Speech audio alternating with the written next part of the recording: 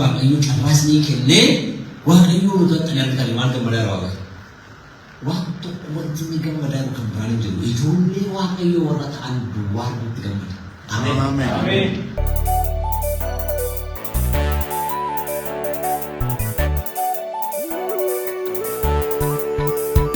Isi yaadun keessanii gocha itti fufuu danda'u qaba, tarii itti fufuu dhiisuu danda'a.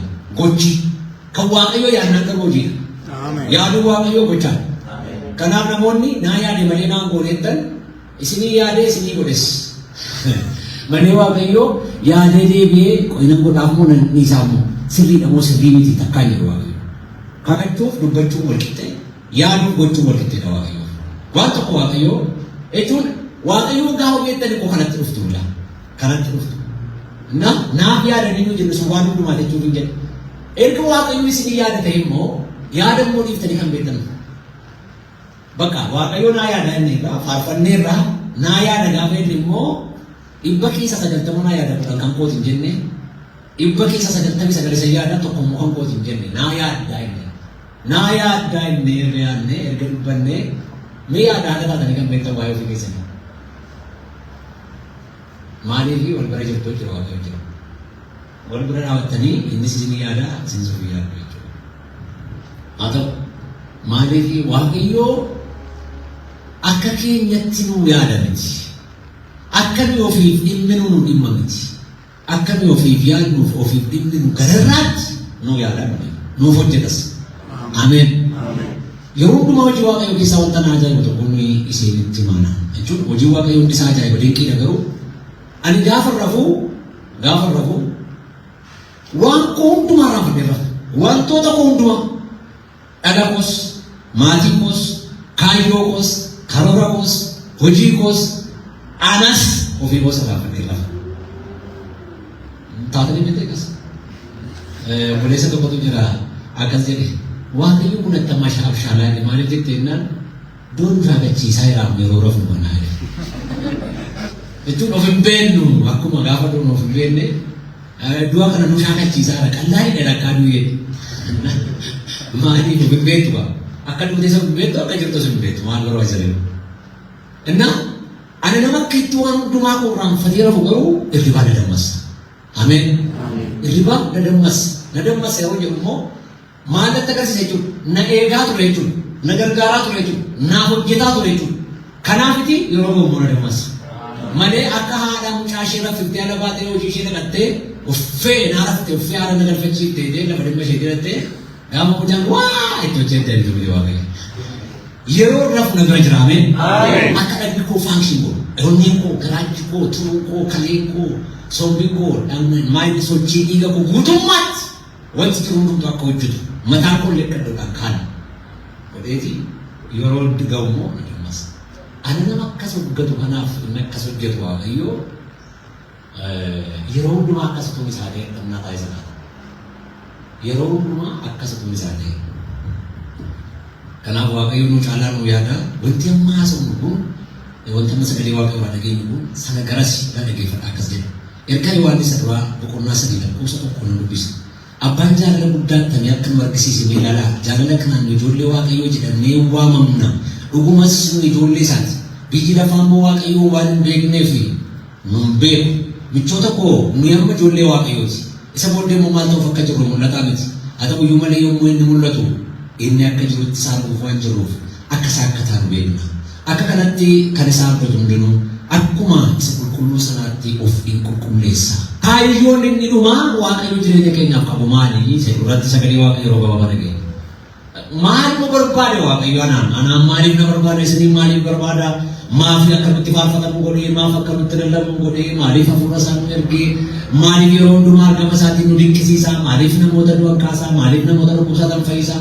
Wanti waaqayyo hojjetu hundinuu garaa keenya keessatti lubbuu keenya irratti hafuura keenya irratti wanti hojjetu waaqayyo hojjetuuf maali kaayyoon kun? Maali kaayyoo waaqayyo inni dhumaa? Inni waaqayyo barbaade maali? Macaafa qulqulluu kanaa ergaa Yohaannis duraa boqonnaa 3 lakkoofsa 1 akkas jedha. Abbaan jaalala guddaa akkamii akka nu argisiise mee ilaalaa jedheeti. Jaalala guddaa akkamii akka nu argisiise mee ilaalaa. Jaalala kanaan nu ijoollee waaqayyoo jedhamnee waamamnaa jedha. Kanarratti xiyyeeffadha gara jalqabaa kan jedha. waaqayyo jaalala guddaan warqisiis namni kana shakkuun jiru namni Kiristoos akka du'e Kiristoos akka du'aa ka'e Kiristoos nuuf jedhee foon uffate akka foon uffate bifa garbummaatiin akka mul'ate namni amanu namni beeku jaalalli waaqayyo xinnoo dheedhee yaaduu danda'u. Macaafa qulqulluu keessatti ergaa Yohaannis Yohaannis boqonnaa 15 ilaaltan Yesuus akkas jedhe michuun firoota isaatiif lubbuu isaa kennuurra jaalala qabaachuu hin danda'u jedhe. Kana duwwaa immoo miti Yohaannis boqonnaa 9 ammoo waaqayyo akkasitti biyya lafaa jaallateera jedheeti waaqayyo yeroo jaalala isaa kana mul'ise ilma isaa kenne jedhe. Jaalala isaa kanaan namoonni akka badaniif osoo ta'e jireenya bara baraa qabaataniif kana godhe. Amma waaqayyo waan guddaa hojjeteera. Maayini wanti guddaa waaqayyo hojjete. Waaqaaf lafa uumuun hojii guddaa isa waaqayyo sirriidha. Waaqayyo nama uumuun hojii guddaa isa waaqayyo sirriidha. Wanti waaqayyo bara baraan al tokkittiidhaaf hojjete randee jala. Wanti waaqayyo bara baraaf al tokkittiidhaaf hojjete garuu ilma isaa foorfachiisuudha.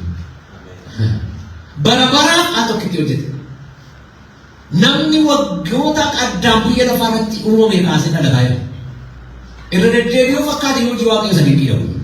Namni arras dhalataa kunis dhalata. Amma lafti kun jirtutti amma namni wal horuu danda'utti namni wal horuu.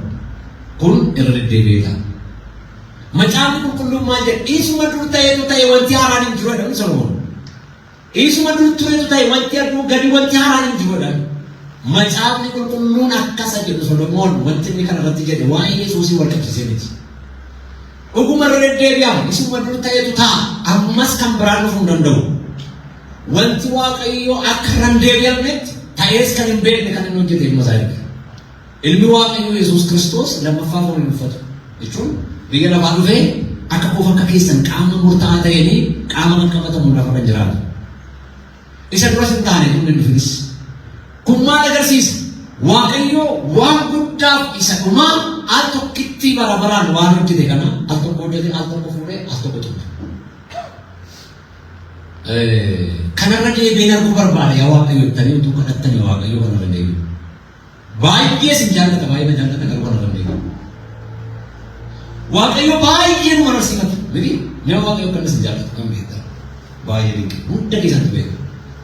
Waaqayyo waan nu jaallatu garuu kanarra deebiin. Waan barbaadan garuu rasin deebiin danda'a. Waan kan biraa waan isin feetan waan isin barbaadan fedha isaatti walii agarru qofa malee yookiin immoo isin hin balleessin malee waan kaleessa ta'e amma natti agarsiisuu danda'a.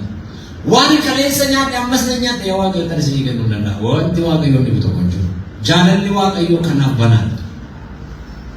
Amma fedhe yoo isin jaallate jaalala guddaa akkasii kana yoo isin jaallate garuu lammaffaa Yesuusiin foon hin uffachiisu.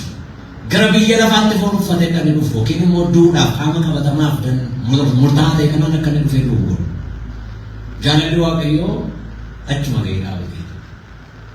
Mul'achuu ilma isaa beedu waaqayyo ilma isaa gahee dhaabate jechuudha. Yoo namoota hin jaallatan yoo ta'e iyyuu waaqayyo kanarra deebi'uu hin danda'u. Fakkeenya tokkonis barbaada. Amma namoota baay'eedhaaf hin gaddina yeroo tokko jireenya keessa hin dhafa qulqulluu yeroo waafilu namoonni gooftaa Yesuus Kiristoosiin fayyisaa ta'uu isaa namoonni hedduudha.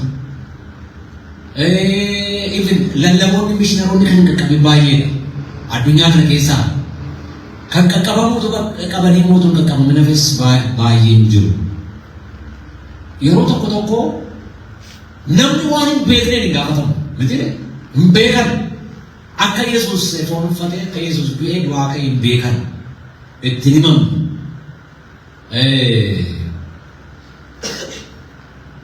Namoonni itti himuudhaaf carraa hin qabaachisuu danda'u. Tarii waaqayyoo jaalala. Waaqayyo araara qabeessa. Waaqayyo gaarummaa isaatti amanamaadha. Maali waaqayyo jara kanaafi aluma tokko ilma isaa yoo ergeef yoo jettan yookiin immoo ilma isaa kana irra deebi'ee kan fannootti godhetan waaqayyo hin jaallatan malee akkasuma. Jaalalli waaqayyo hin dhume achumatti. Al tokko dhufe al tokko mul'ate al tokko du'e al tokko du'aa al tokko ol ba'e kan maannu. Ilaalaa jaalalli waaqayyo amma guddaa akka ta'e. Waaqayyo iddoo sana gahee amma akka of daangesse ilaala. Waaqayyo waan kan biraan of daangesseef beeku. Yeroo hundumaa waan gurguddaa hojjeta waaqayyo. Garuu waan kana irratti of daangesse waaqayyo. Ameen. Isuma dhufe kan akka beekan, isuma dhufe kan akka amanan, isuma dhufe kan wajjin akka jiraatan malee waaqayyo inni dhufe kun egaa isiniin galle waan ta'eef isiniin galle waan ta'eef isinii galuu qaba. Ani immoo isin jaalladha dhiisuu hin danda'u waaqayyo waan irra beekamu. Amma seenaa miidiyaa kan jedhamu tokko jira. Inni barumsaa yuunivarsiitii horii darbanii yoo qabxii barbaadamu hin bira geenye ta'e qabxii isaanii xinnootti dhiyaate mootummaa yuunivarsiitiitti dhiyoo yoo ta'e isa Yesuus mootummaa waaqayyootti itti fagoo miti jechuudha. Mootummaa yuunivarsiitiitti fagoo miti yoo ta'e mootummaan maal godhama irra deebi'ee qora mootummaa isaatti gahuu jedhe mootummaa yuunivarsiitiitti gahuu jedhe waaqayyo irra deebi'ee akkasii qabu.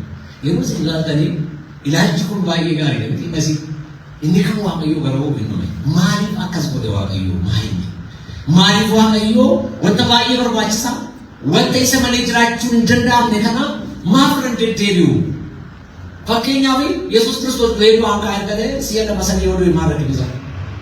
Erga du'ee du'atti nafu ta'e erga qulqulluun kan isaanii tokko irratti kennamu ta'e maal ta'a yoo du'ee du'aa ka'e bakka akka nu godhatu ammas dhufe akka warra waggaa kuma lama duraa ijaan argina.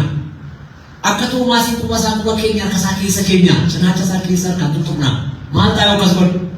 Maaliif nu jaallata akka nu amannee fayyuu barbaadu miti?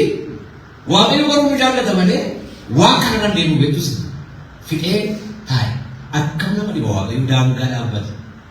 Maaliif waan kanatu waan guddaa wanta waaqayyo jedhe keessaa salphumaati. Macaafni qulqulluun akka jedhe ogummaan waaqayyoos humni waaqayyoo inni nuwas Kiristoosidha. Ameen. Ilaalaa wadha waaqayyo ogummaa Kiristoosiin darbii kana yeroo jedhamu leessa. Fayyina keenyatti jechuudha. Amma sammuu waaqayyoo tilmaamna jechuuti. Yookiin immoo humna waaqayyoo dandeettii isaa tilmaamna jechuuti. Macaafni qulqulluun garuu dhimma fayyinaati. Ogummaan waaqayyoo Kiristoos irratti dhume isa darbee ogummaa kan biraa qabu ilaa dhaggeeffadha. Humni waaqayyoo Kiristoos irratti dhume waaqayyoo humna ittiin fayyisu Kiristoos bira darbee qabu jechuudha. Laa. Egaa waaqayyoo ogummaa isaa sadhumaa humna isaa sadhumaa Kiristoosiin erga xumuree Kiristoos kana malee nu fayyinni hin danda'amu erga ta'eeti waaqayyoo irra deebi'ee maaf nu hojjetu jettanii waaqayyoo waan kana tariitiin yeroo tokko waaqayyoo waan gochuu hin barbaanne hin qabu garuu waaqayyoon wanti dirqisiisu jira. Kana baay'ee cimsee haasa'uudhaan turfaata garuu akka nu gadheetti yoo isinii gadu baate laanguweejii qoosanii ibsuu yoo baate jiru. Waaqayyo waan gochuu hin barbaanne yeroo dirqamee godhu jira miti. Fakkeenyaaf waaqayyo ijoollee Israa'elootaa maannaa nyaachisuudha karoorisa. Maannaan immoo maannaa nyaata waaqarraati. Biqillee dammaan sukkuumame fakkaataadha akka sanatti mi'aayu. Waan lafarraa miti. Israa'eloonni garuu waan waaqarraa gadi bu'u kana nyaatanii nuffanedha macaafa. Nuffinee jedhanii foon nyaachuu barbaannaa jedhan. Waaqayyo akka isaan foon nyaatan hin barbaadu. Maaliif foonni sun waaqayyo waan dhabeef otoo hin ta'in ammoo hojii waaqayyo maannaa nyaachisee foon irra deebisu. Waaqayyo kutaa sana irraa dubbisu waan dirqamee godhee natti fakkaata waan jedhee ishii bakka nyaatu kan amma funyaan isin booddee nyaattu qophaatii eegaadhaan yeroo isaan ganama kaan qilleessi fidee dimbiriqqee balbala isaanii tuudeera. Nama foon kajeelu balbalatu dhabetta nyaatu. Isa kaan waadaa isa kaan akkuma inni jirutti turuu abiddarra kaa'e akkasa fakkaatu. Waaqayyo akkas jedhe waan kan biraa isinitti hima.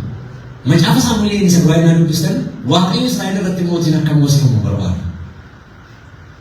Mootiin takka jiraatu barbaadu mootiin tokkichi Israa'elootaaf barbaachisu waaqayyo qofaadha. Malee namni mootii ta'e akka saba ollaa isaaniitti mootii ta'e akka isaan gaggeessu waaqayyo barbaadu. Innaan Saamu'eel raajii isa ta'e waaqayyo isa raajii godhee kaase kana Israa'eloonni tuttuqanii mootii barbaadna akka saba ollaa keenyaa ta'u barbaadna waaqayyo saba mootii nu kaasuu qabaadha. Jinnaa waaqayyo maalee waan ani hin barbaanne qabu jedhee isaan naannoo fudhatu uffatan waan ta'eef waan isaan barbaadan kana mootii fi mootii kaasee jedhe ammas waaqayyo waan kana hin eeyyamu waan gochuu barbaanne godhe jechuudha. Kun lachuu badiisa miti.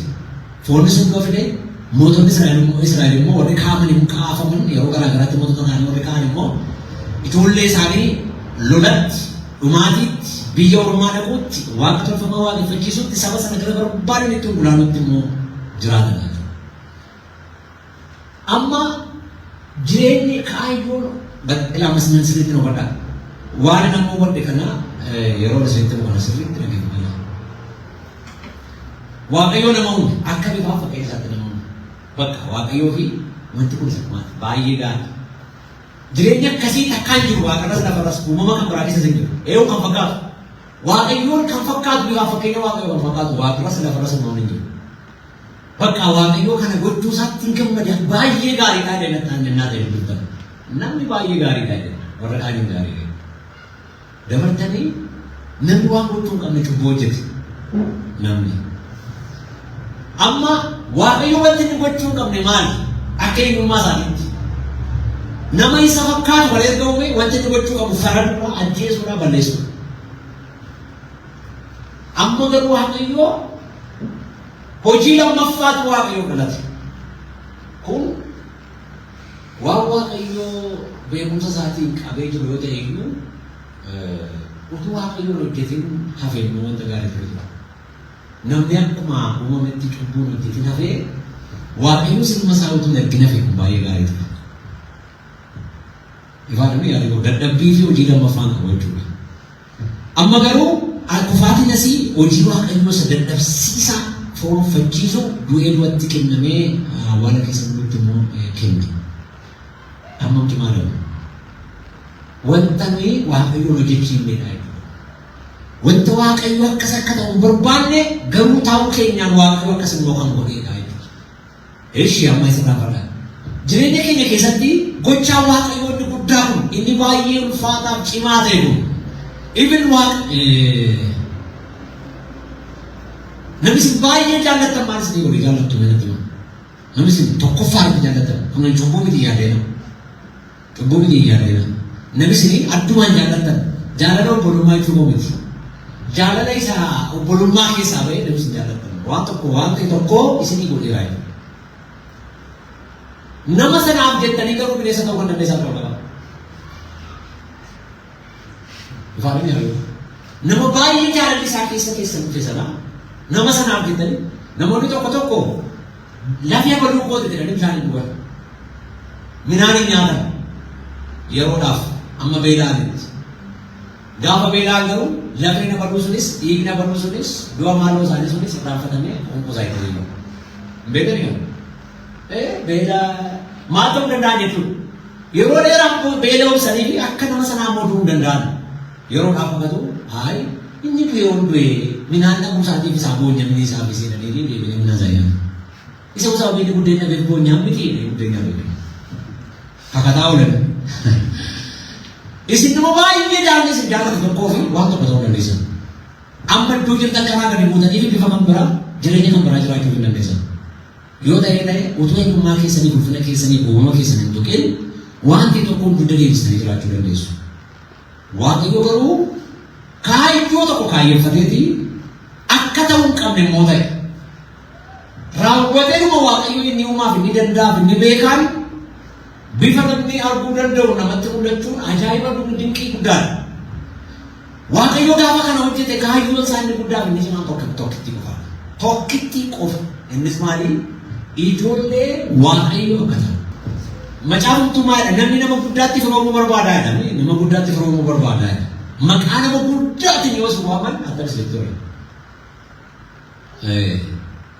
Namoonni tokko ijoollee moototaa ijoolleen beektota biyya addunyaa irratti beekamanii yeroo argitanii isin illee waaqayyoo eebbiseeraan jettanii hin jettanii beektu. Isin illee amma lafa barbaadanitti hin dhalanne miti barbaadanii dhalanne iddoo kanatti qomaatii qomoo biyya naannoo mana keessa dhalatan kana achitti dhaladhatanii fudhatee gaafa dhalatan garuu waan akka daaraa daakuu ta'e keessatti dhalattanii haa argitu. Dinagdee isaa qofaa, beekumsa isaa qofaa, naannoo isaa rimootii waan hundumtuu dukkana ta'e jechuudha keessaa ol kaatu. Yeroo kaatan iji keessan immoo banamee kunnoo isa gaara gubbaa fiixee gaaraa irratti dhalatan argitu. Yoo nyaachuu barbaade waan barbaade nyaatu, yoo uffachuu barbaade waan barbaade uffatu. As teessanii gaafa achitti argitan maaltu? Gaafa namni waaqayyo iddoo jiru jechuudha. Maaliif? Erga achitti dhalachuun hin danda'ama ta'e, namni akka kootii erga achitti dhalachuu hin danda'a ta'e, asitti dhalachuun maaliif barbaachisa? Waaqayyoof galannaa. Maaliif waan guddaa barbaanne? Maaliif waan guddaa akkas eebannu? Maaliif wantoota baay'ee dorgommii hin qabne kan yookiin nurra fooyya'aa ta'e kana maaliif jaallanna? Akka nutti irratti waan hin barbaanne bila akka waan tokko nutti qabu waan hin barbaanne. Yoo nyaachuu ta'e nyaachuu, yoo uffachuu ta'e uffachuu, jiraachuu ta'e jiraachuu waan barbaannuufiti wanti tokko akka qabu waan hin barbaanne waan guddaa sana godhe kun cubbuu miti. Waaqayyo hawwa guddaa tokko nuuf hawwa. Ameen. Beela guddaa tokko nuuf beelee waaqayyo. Dheebuu guddaa tokko nuuf dheebote waaqayyo. Maal nu beelee maal nu dheebote wantani? Waaqayyo wanti inni nu beelee wanti inni nu dheebote tokko kan biraan hin jiru. Ijoollee isaa ta'uu keenya qofa nu beelee. Ameen. Ilaa maaliif? Amma dhaggeeffadhaa. Ijoollee waaqayyoo ta'uun amma akka gatii qabu ijoollee sana beekatu ta'e waaqayyo beeka. Isa ijoollee godhatetu beeka malee ijoollee isaa ta'uun amma baay'ee yoo qabu ijoollee isaa beekama. Amma to'atanii waaqayyoo gaafatanii waaqayyo waaqa beekaan waan ta'eef gammachuu isaas bara baraanii beekumsi isaas bara baraanii. Amma waaqayyo maal gammadeettanii yaabbatanii waaqayyo bira dhaabatanii waaqayyo carraasnii kennee waaqayyo to'atanii argatanii maal gammadaa waaqayyo. Waan tokko wanti inni gammadaa kan biraan hin jiru ijoollee waaqayyo warra ta'an duwwaa itti gammada. Ameen. Macaan qulqulluun hin dammuun baay'ee sana jaamta kun jechuun barbaada. Ijoollee kana barbaacha waaqayyo gaafa dhufu waaqaaf lafa ari'u.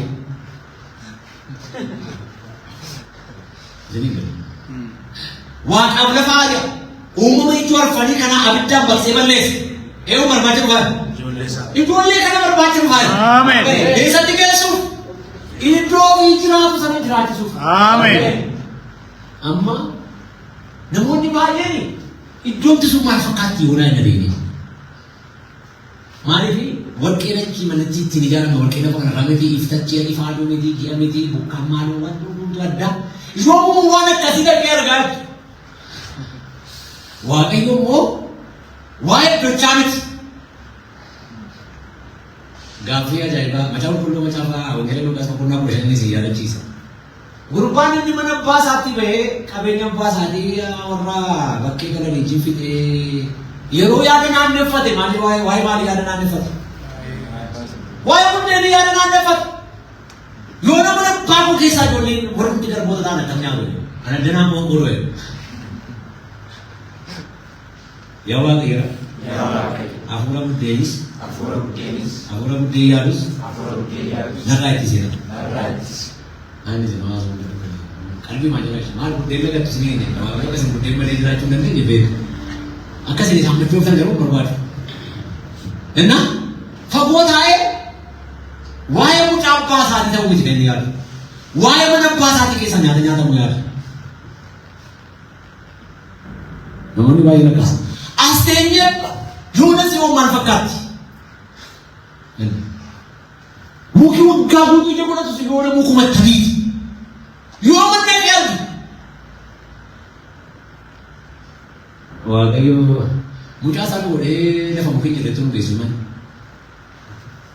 Erga ijoollee isaa taane qilleensa irratti yoo maamte yoo maata. Isin dabalee erga ijoollee isaa taane illee maaliif iddoo gaariitti nu geessu? Waaqayyo wanti baay'ee ajaa'ibaa wanti baay'ee dinqii waaqayyo kanarratti kan inni investi godhe wanta sanarratti kan inni investi godhe investimentii waaqayyo inni guddaan irra deebi'amne bara bara naan tokkitti ta'e immoo nu ijoollee isaa akka taanu qaba. Ameen. Ameen.